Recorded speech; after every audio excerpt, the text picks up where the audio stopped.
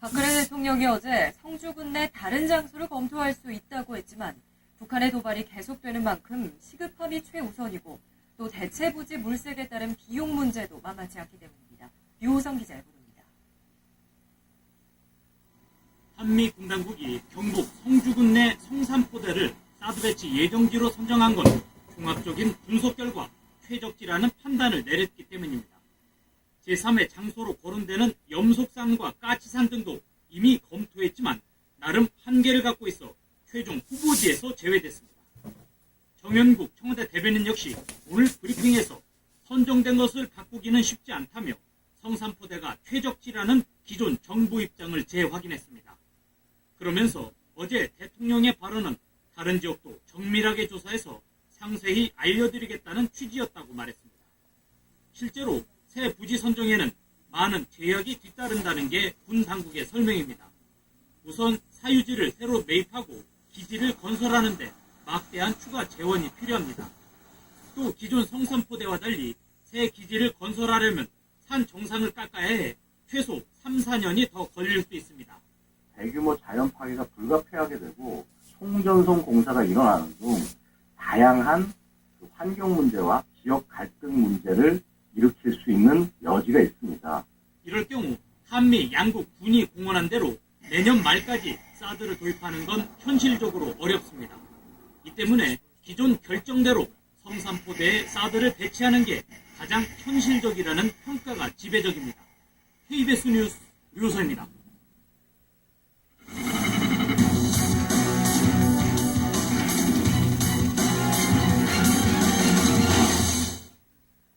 사드 배치에 반대 목소리를 높여온 중국이 이젠 한류의 진출을 막으려는 듯 협박성 엄포를 놓고 있습니다. 주요 매체를 동원해 한류 스타 때리기 등 여론몰이를 본격화하고 있습니다. 베이징 김민철 특파원의 보도입니다. 한류 연예인 박보검이 나오는 한 광고 영상입니다.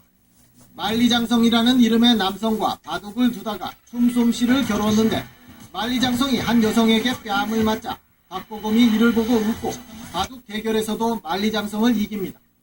한구15는 이 영상에 대해 중국을 모욕했는데 누구 잘못이냐며 이례적인 여론조사를 하고 있습니다. 한국 연예인의 잘못이 크다는 응답이 70%에 이르고 비난 댓글도 쇄도합니다. 那么现在当政治风波、政治毒药或者战略对峙来了以后呢，有时候恐怕会双方的民间这种误解会加剧。 한국의 한 예능방송에서도 팔씨름 중 한국인이 중국인을 마구 때리며 중국을 무시했다는 등의 비난도 중국 매체를 통해 쏟아지고 있습니다. 노골적으로 한류의 세계 최대 시장이 중국이며 사드 때문에 한류 스타가 희생양이 될 것이란 엄포도 서슴지 않고 있습니다. 중국 정부의 지시는 없었지만 연예 관련 업체가 자신들이 통제할 수 없는 힘 때문에 한류 스타의 행사를 취소했다는 외신 보도도 이어지고 있습니다. 중국 매체들은 한류의 세계 최대 시장이 바로 중국이란 점을 내세우며 한류 스타가 사드 때문에 희생양이 될 것이란 엄포를 서슴지 않고 있습니다. 한류 연예인에 대한 부정적 인식을 심기 위한 여론몰이를 본격화하고 있습니다. 베이징에서 KBS 뉴스 김민철입니다. 진행되고 있습니다. 중국 팬들을 위해 당초 내일 베이징에서 이 팬미팅 행사가 예정돼 있었는데 갑자기 취소됐습니다. 한중합작으로 리메이크한 이 드라마 오는 23일부터 방송될 예정이었지만 역시 연기됐습니다. 준비 부족이다. 드라마 삽입곡에 문제가 있다. 중국은 이런 이유를 들었는데 석연치가 않습니다. 배우 유인나 씨는 중국 드라마에서 강제 하차설이 돌고 있고 국내 가수들의 중국 공연도 잇따라 취소되고 있습니다. 한류 콘텐츠의 중국 시장 수출 규모는 1조 4천억 원대. 대중문화 전 분야에서 중국 의존도는 해마다 커지고 있습니다. 이런 가운데 한류 스타들의 중국 내 공연이나 행사가 잇따라 차질을 빚으면서 국내 연예계도 긴장하고 있습니다. 신선민 기자가 취재했습니다. 연예계에서는 사드 배치 압박 수단으로 중국이 무화보복 카드를 본격화할 가능성을 우려하고 있습니다. 우선 중국 여론의 추이를 보며 대응 방안을 고심하고 있습니다. 중국 쪽 활동에 대한 어떤 계획들이 다 잡혀져 있었던 가수들도 당연히 취소가 되는 상황들도 있고 현재는 지금 조금 많이 우려가 되는 상황입니다. 하고 있습니다. 상당수 외부 기고도 싣고 있는데 자신들의 입맛에 맞는 것만 골라서 선택적으로 게재하고 있습니다. 김희영 기자가 보도합니다. 중국 공산당 기관지 인민일보의 오늘자 사설입니다. 사드 배치는 자위적인 조치로 제3국을 겨냥한 것이 아니라는 한국 정부의 설명에 대해 이치에 맞지 않는 황당한 논리라고 치부하며 사드 배치 결정을 비난했습니다. 한국이 미국을 추종해 군사적 자주권이 없다고 일방적으로 주장하기도 했습니다. 인민일보는 외부에서 받는 기고도 자신들의 일방적 시각에 부합하는 것만 싣고 있는 것으로 드러났습니다. 중국 전문가인 김흥규 아주대 교수는 인민일보로부터 사드 관련 기고를 부탁받고 글을 보냈지만 실리지 않았다고 밝혔습니다. 김 교수의 글에는 사드 문제의 핵심은 북한의 핵과 미사일 개발이며 중국은 한국의 사드 배치를 이해해야 한다는 내용이 담겼습니다.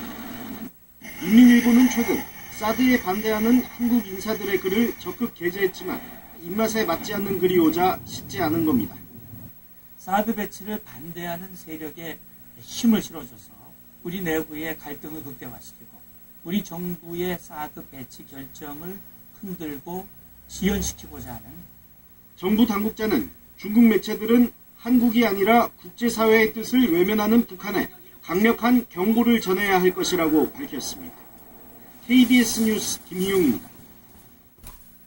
그런데 더불어민주당의 일부 초선 의원들이 사드 배치에 대한 중국 측 입장을 듣겠다며 중국 방문을 강행하겠다는 뜻을 굽히지 않고 있습니다. 새누리당은 자존심을 팽개친 사대주의적 외교 굴욕이라며 철회를 요구하고 나섰고 야권에서도 엇갈린 목소리가 나왔습니다. 우정화 기자입니다. 더민주 초선 의원 6명이 중국 내 사드 여론을 살펴보겠다며 다음 주 8일부터 중국에 간다고 밝혔습니다. 조심스럽게 국익을 위해서 의원외교 잘 펼치고있다는 말씀드리겠습니다. 새누리당은 국내 주권과 안보 문제를 다른 나라와 상의하러 가는 것은 대한민국 정치 수치이자 외교 굴욕이라며 날을 세웠습니다. 중국 방문 계획을 즉각 철회하시기 바랍니다. 4대 외교는 대한민국의 자존심만 북일 뿐입니다. 이에 대해 더민주 우상호 원내대표는 정부와 여당이 해야 할 일을 대신 하는 것일 뿐이라고 반박하면서 중국 외교당국과의 공식 만남은 없다고 선을 그었습니다. 여야를 넘어서서 누군가를 해야 할 일입니다. 비공식적으로 방문해서 그런 작업을 하는 것을 칭찬을 못해준다죠. 그러나 야권 내부에서도 반대 목소리가 잇따랐습니다. 김종인 대표는 괜히 중국에 가서 얻어올 게 무엇이 있겠냐며 중국 측에 이용만 당하고 말 것이라고 비판했습니다.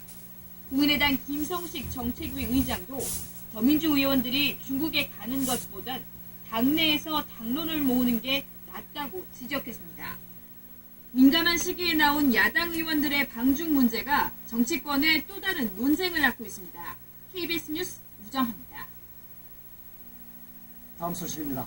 정부가 마련한 추가 경정 예산안이 여야 간의 정치적 쟁점들 때문에 적기에 처리되지 못할 것이란 우려가 나오고 있습니다.